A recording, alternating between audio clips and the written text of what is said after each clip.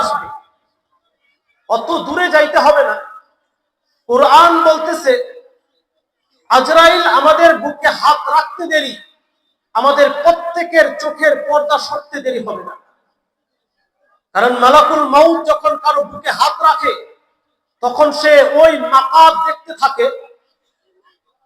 সে যদি জান্নাতি হয় তো জান্নাতের ওই জায়গাটা দেখতে থাকে যেখানে তাকে রাখা হবে। এই জন্য কোরআন বলতেছে নুজুলাম মিন গফুরির রহিম, ইন্নাল্লাযীনা ক্বালু রাব্বুনাল্লাহ, যে নাকি তার ছোট্ট জীবনটাতে আল্লাহকে আল্লাহ বলে স্বীকার করে নিল।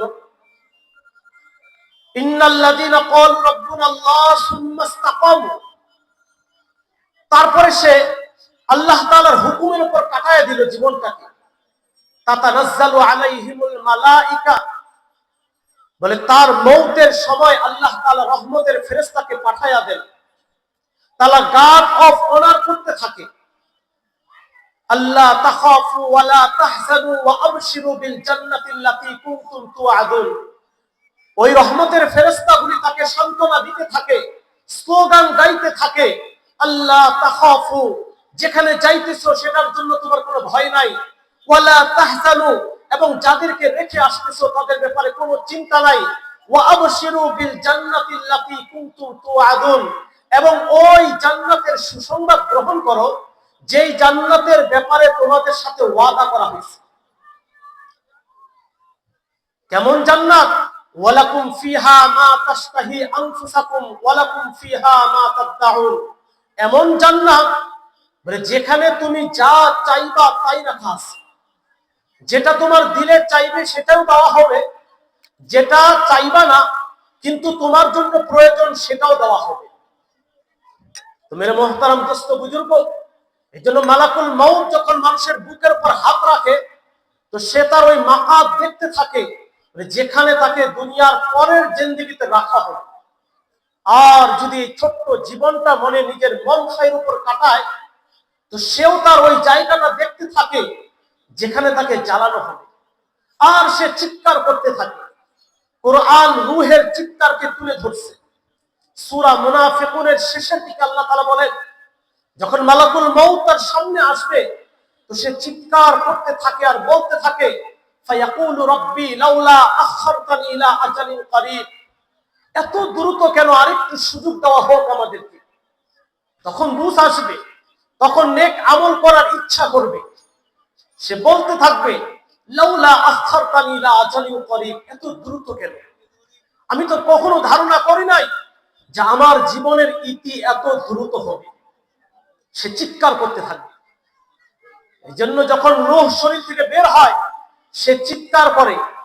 যদিও আল্লাহ তাআলা ইহসান করে ওই চিৎকার আমাদের থেকে গোপন করছে, যদি গোপন না করতেন, হায় হায় হায়, যাদেরকে সাথে রাখে সে মৃত্যুবরণ করে, যাদেরকে পাশে রাখে তার শরীর থেকে রূহ বের হয়, তাদেরকে বয়রা করে শরীর থেকে রূহ বের হয়।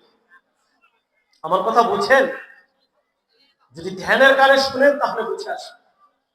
মেরে মোহতারাম দোস্ত বুজুর্গ, বুঝতো একদিন আসবে, ঠিক চিৎকারও একদিন আসবে, কিন্তু সেদিনকার বুঝ আর চিৎকার কোনো কাজে আসবে না।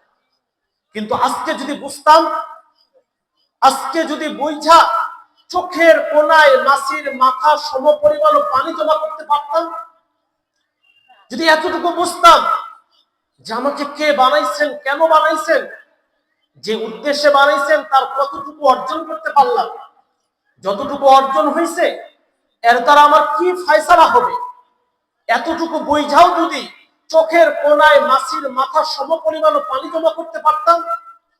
রাসূল বলতেছেন, মায়ের স্তন থেকে দুধ বের হওয়ার পরে আবার পুনরায় স্তনে ফিরে যাওয়া যেমন অসম্ভব, তো এই চোখ জাহান্নামের জন্য ওই রকম অসম্ভব হবে। তো বুঝতো একদিন আসবে কিন্তু কোনো কাজে আসবে না। আবার চিৎকারও আসবে কিন্তু সেদিনকার চিৎকার কোনো কাজে আসবে না, কেউ শুনবে না। অথচ রাসূল বলতেছেন, যদি আজকে দিলে দিলেও চিৎকার করতাম, একদিন তো চিৎকার করব, কিন্তু আমার কবরের পাশ দিয়ে মানুষ হাঁটবে, আমার চিৎকার শুনবে না।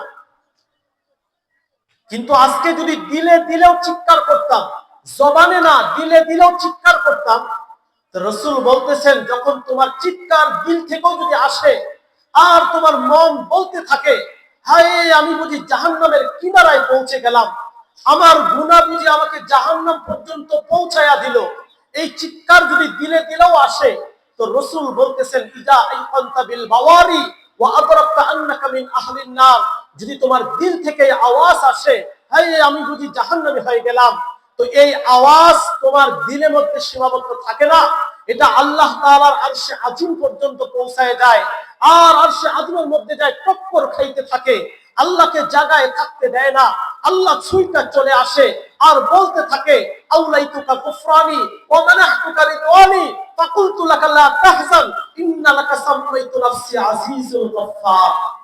আল্লাহ তাআলা বলতে থাকেন, সর্বপ্রথম আমার মাগফিরাতের দরিয়ার মধ্যে তোকে ডুবাইয়া দিব, রেজার চাদরে তোকে জড়াইয়া নিব, তোর পিঠের মধ্যে আমি হাত রাখবো আর বলতে থাকবো, লা তাহজান, ভয়ের কিছু নাই, ইন্না লাকা সাম্মাইতু নাফসি আজিজুল গফফার, তোর জন্য তো আমার নাম রাখছি আজিজে গফফার। তো বুঝ তো একদিন আসবে ঠিক, কিন্তু সেদিনকার বুঝ কোনো কাজে আসবে না। চিৎকার একদিন আসবে, কিন্তু সেদিনকার কোনো চিৎকার কাজে আসবে না। কিন্তু আজকে যদি বুঝতাম, অনেকে বলে হুজুর বুঝে তো আসে, সব বুঝি, মন চায়, কিন্তু আমি ব্যস্ত, এটাই তো অজুহাত, তাই না? আমি মহা ব্যস্ত, ব্যস্ততা আমাকে অবসর দেয় না, পরিবার আমাকে ছাড় দেয় না, কর্মক্ষেত্র আমাকে অবসর দেয় না, এটাই তো আমাদের অজুহাত। আজকে তাবলীগ জামাতের ভাইরা যখন তাশকিল করে, তখন আমরা এটাই অজুহাত পেশ করি, আমি মহা ব্যস্ত। তো ব্যস্ততাও একদিন যাবে, বুঝ যেমন আসবে, ব্যস্ততাও একদিন দূর হবে, লম্বা সময় আমাদের হাতে আসবে, ন্যূনতম 30,000 বছরের লম্বা সময় আমাদের প্রত্যেকের হাতে আসবে, কিন্তু সেদিনকার সময় কোনো কাজে আসবে না। লম্বা সময় আসবে ঠিক, কিন্তু সেদিনকার সময় কোনো কাজে আসবে না। আজকের ব্যস্ততা যদি কাটাইতাম, এই জন্য ফেরেশতাদের কথাই সত্য হবে, একদিন ফেরেশতা আসবে আর টুকাবে আর বলবে, আইনাল ইশতিগাল, কোথায় তোমার ব্যস্ততা, তুমি শুয়ে আছো কেন, তুমি তো শুয়ে থাকার মতো মানুষ না, সূর্য উঠতে দেরি, তুমি ছুটতে দেরি করো না, ছুটতে ছুটতে ছুটতে ছুটতে সন্ধ্যা গড়াইয়া দাও, সন্ধ্যা সূর্যের মধ্যে রাতের গভীরের মধ্যে ঢুকে যায়, কিন্তু তোমার ছোটা বন্ধ হয় না, আজকে শুয়ে আছো কেন, টুকাবে আর বলবে আইনাল ইশতিগাল, কোথায় তোমার ব্যস্ততা। তো জবাব আসবে না, ফেরেশতারা নিজেরাই জবাব দিবে, জাআলাল ইশতিগাল, তোমার ব্যস্ততা শেষ। আবার ফেরেশতা টুকাবে আর বলবে আইনাল মাল, কোথায় তোমার সম্পদ, যেই সম্পদ কামাই করার জন্য দিনকে রাত, রাতকে দিন বানাইছিলাম। আজকে আমার সমাজের এমন অনেকে আছে যারা শুধু সম্পদ কামাই করার জন্য রাতকে দিন বানাইছে, কি কথা ঠিক? দিনকে রাত বানাইছে শুধু সম্পদ কামাই করার জন্য। ফেরেশতা তাকেও টুকাবে আর বলবে আইনাল মাল, কোথায় তোমার সেই সম্পদ। জবাব আসবে না, ফেরেশতারাই জবাব দিবে জাআলাল মাল, তোমার সম্পদ শেষ, আজকে তোমার সম্পদ তোমাকে বাঁচাইতে পারবে না। আবার ফেরেশতারা টুকাবে আর বলবে আইনাল ওয়ালাদ, কোথায় তোমার সন্তানাদি, যাদেরকে সুখী রাখার জন্য হালালকে হারাম আর হারামকে হালাল বানাইছিলাম, তাকায়া দেখো তারাই তোমাদেরকে বিদায় দেওয়ার জন্য ব্যস্ত হয়ে পড়ছে। একদিন ফেরেশতাদের কথা সত্য হবে, লম্বা সময় হাতে আসবে, কিন্তু সেদিনকার সময় কোনো কাজে আসবে না। এই জন্য হযরত আলী রাদিয়াল্লাহু তাআলা তার সন্তানকে নসিহত করতেছিলেন, সিরু ফি দিয়ারিহিম উনজুর ইলা আসারিহিম আইনা হাল্লু, যাও যাও জমিনে ছড়াইয়া পড়ো, জমিনের পুরাতন ঐতিহ্যগুলি দেখতে থাকো, আর ওই পুরাতন ঐতিহ্যগুলোর মালিকগুলিকে জিজ্ঞাসা করো তোমরা কোথায়। যান রাজবাড়িতে, দেখেন রাজবাড়ি এখনো দাঁড়ায় আছে কিন্তু রাজা নাই। আহসান মঞ্জিলে যান, আহসান মঞ্জিল দাঁড়ায় আছে কিন্তু আহসানুল্লাহ নাই। চিৎকার করে জিজ্ঞাসা করেন, ও সম্রাট শাহজাহান, তোমার তাজমহল দাঁড়ায় আছে, তুমি কোথায়?